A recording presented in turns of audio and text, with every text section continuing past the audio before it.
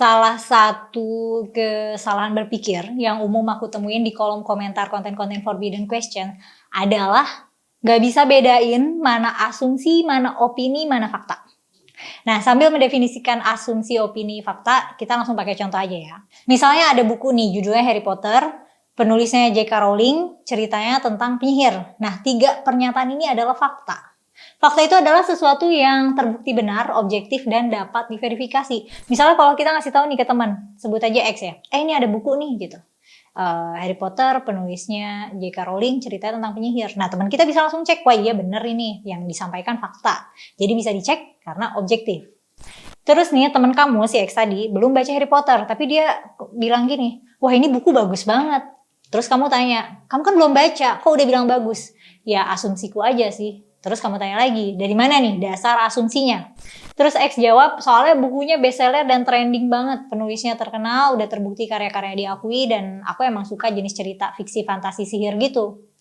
Nah, asumsi adalah hal yang dirasa benar meskipun gak ada buktinya. Tapi ada dasarnya nih, kenapa asumsi itu muncul. Tapi asumsi itu belum tentu fakta, kecuali kalau udah diverifikasi ya itu jadi fakta ya, bukan lagi asumsi. Oke, sekarang lanjut tentang opini. Nah, kalau kamu nih udah baca nih Harry Potter, dan menurut kamu cerita Harry Potter tuh biasa aja, nggak sebagus kata orang-orang. Nah, ini opini. Opini itu subjektif. Dan kalau yang kamu alami beda nih sama yang orang lain alami, ya nggak apa-apa.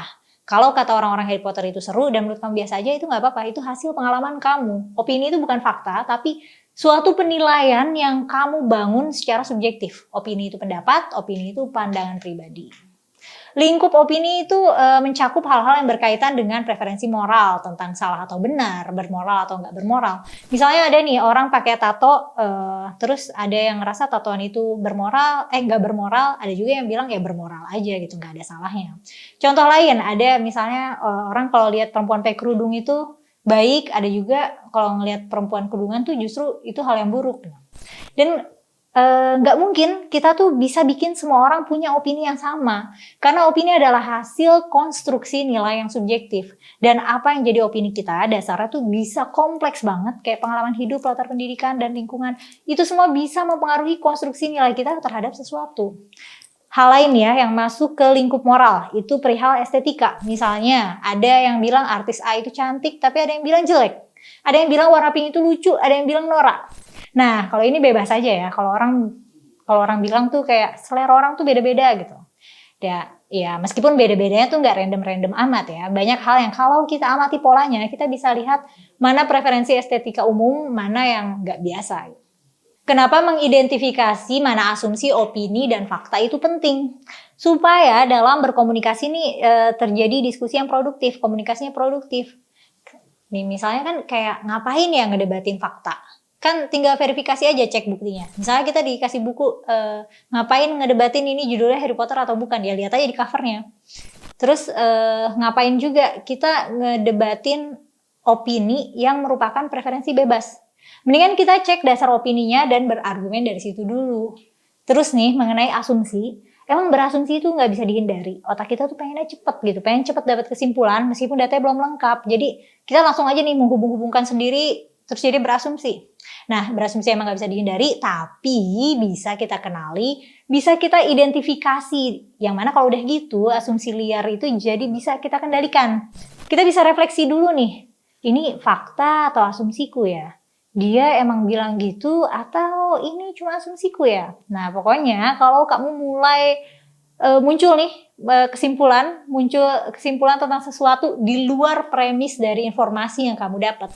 Coba cek, itu asumsi atau fakta? Bisa diverifikasi atau enggak? Di konten aku yang bahas babi, ada tuh komen-komen yang dasarnya tuh asumsi. Banyak sih. Kayak bilang ke aku, kalau mau makan babi tuh makan aja gitu. Kalau mau makan babi nggak usah ajak-ajak gitu.